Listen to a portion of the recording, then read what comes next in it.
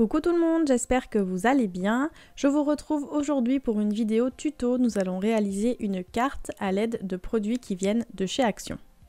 Pour réaliser cette carte, je vais prendre ce bloc de papier. C'est quelque chose qu'ils ont sorti il y a quelques mois, j'en ai encore vu récemment. Et en fait, c'est vraiment très pratique parce que dans ce bloc, vous avez des feuilles de papier cartonnées à motifs, vous avez des die cuts, des stickers et vous avez des citations sur du papier calque. Du coup, ça vous fait un petit peu comme une collection d'une marque où vous avez plusieurs éléments qui vont bien ensemble. Je prends ensuite un fond de carte blanc rectangulaire qui vient également de chez Action. Ils les vendent en kit, vous avez les fonds de carte et les enveloppes blanches qui vont avec. Et là, je vais marquer les endroits où je vais couper mon papier, puisque je vais venir coller à la fin ce motif, ce papier à motif par-dessus le fond de carte. Et j'aime bien laisser un petit bord blanc autour pour qu'on puisse voir le blanc en fait du fond de carte. Et pour le couper, j'utilise simplement une règle en métal, un cutter de précision et en fait je me sers des repères que j'ai fait ainsi que des repères du tapis de coupe pour pouvoir couper droit.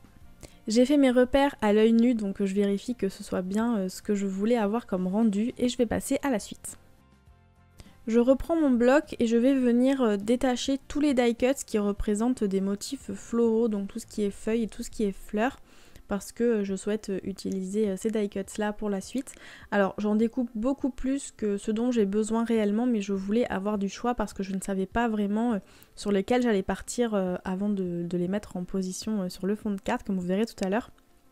Mais du coup je préférais tous les couper et comme ça je les mettrai dans un endroit après tous ensemble, au moins je sais que tous ceux-là ils vont ensemble et qu'ils font partie du même thème.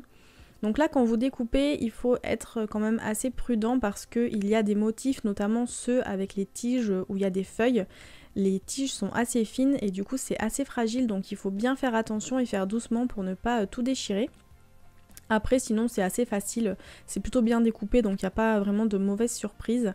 En plus il y en a vraiment beaucoup des die cuts, alors effectivement il faut les découper et les sortir un à un, c'est un petit peu long, mais je trouve que c'est plus pratique finalement au niveau du stockage parce que vous les avez tous de visu sur une même planche et du coup vous pouvez voir un petit peu tout ce que vous avez comme die cuts. Alors quand ils sont déjà découpés dans une boîte, il faut les sortir et les étaler pour bien voir l'ensemble de ceux qu'on a.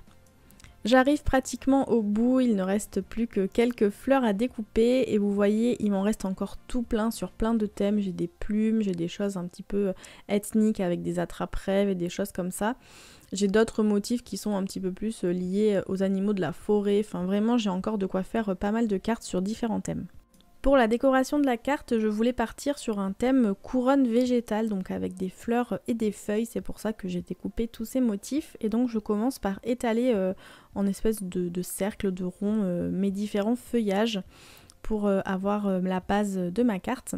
Et je vais ensuite venir y mettre des petites fleurs sur les côtés, etc. Donc je vais voir un petit peu comment je souhaite les répartir. Je fais ce travail-là avant de commencer à coller parce que si jamais je me rends compte que les feuilles il en faut plus ou il en faut moins, ou il faut plus les écarter, plus les espacer, je préfère le faire sans coller. Alors ça bouge un petit peu donc c'est un peu pénible parce qu'il faut sans cesse replacer les éléments quand on y touche, mais finalement c'est beaucoup plus simple je trouve de faire ça. Donc là j'étais partie plutôt sur les fleurs style rose à l'aquarelle, mais finalement je trouvais que ça rendait pas vraiment bien. Donc j'ai utilisé les petites fleurs que vous voyez qui sont de couleurs unies, il y en a des roses, il y en a des bleus.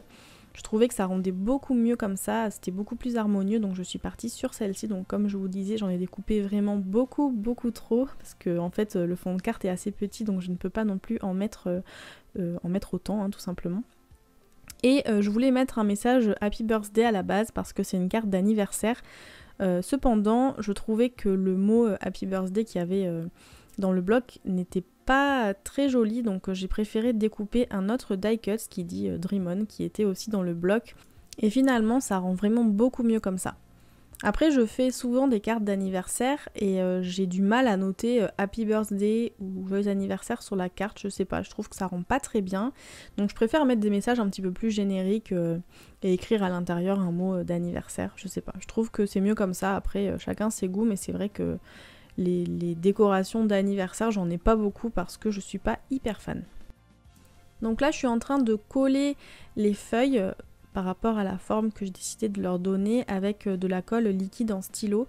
Donc celle-ci elle vient pas de chez Action, mais vous pouvez prendre n'importe quelle colle, celle que vous avez chez vous, ça fera très bien l'affaire. Il suffit simplement prendre une colle qui colle bien le papier, hein. Il n'y a rien besoin d'extraordinaire. Et donc là je les place avec une pince de précision aussi, pareil ça vient pas de chez Action mais vous pouvez le faire avec n'importe quoi, avec vos doigts si vous voulez. Je prends ça parce que c'est plus pratique mais après c'est vous qui voyez ce que vous préférez.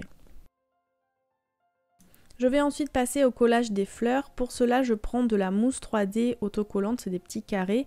Vous trouvez des plaques en vente chez Action. Et je vais faire ceci pour leur donner vraiment de la dimension et du relief. Je trouve que c'est plus joli que d'avoir quelque chose qui est tout plat.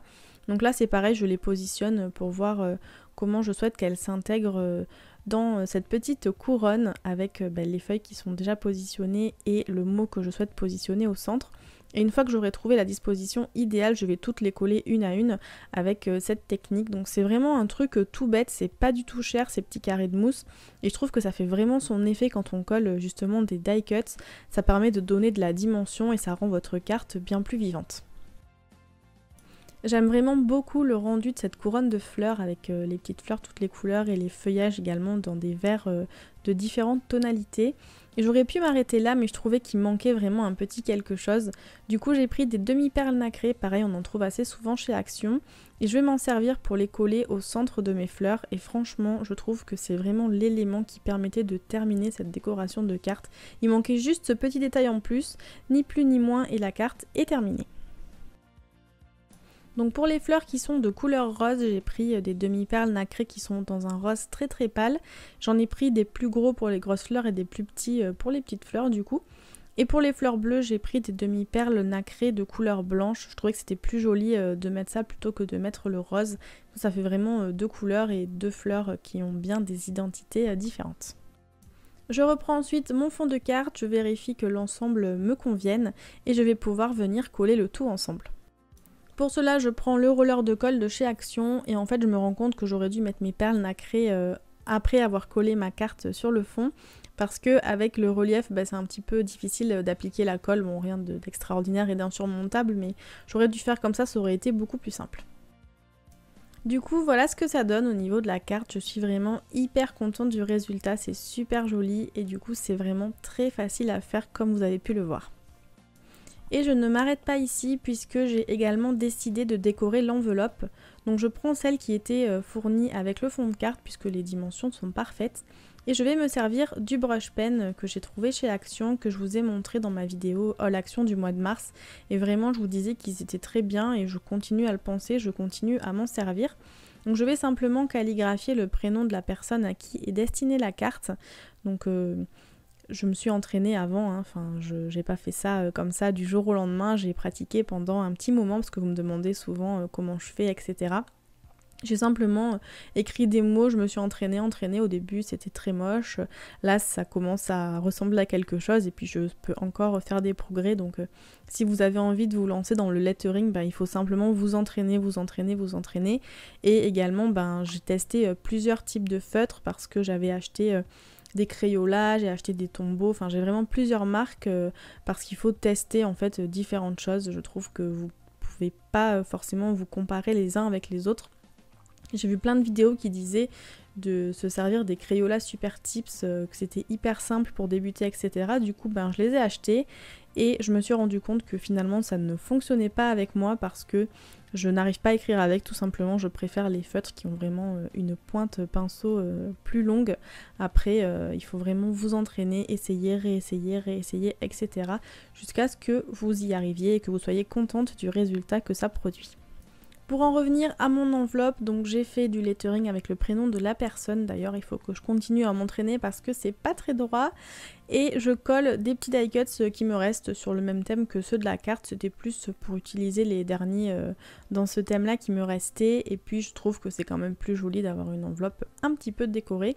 Je voulais pas trop en faire parce que je trouve que c'est un peu inutile, si je peux dire ça comme ça, parce qu'en principe les gens ils conservent pas les enveloppes, donc ça sert à rien de mettre trop de choses dessus et d'utiliser tout votre matériel parce que pour moi c'est une perte de temps et une perte d'argent. Mais vu qu'il me restait quelques petits die cuts, je me suis dit que j'allais pouvoir faire un petit rappel sur l'enveloppe.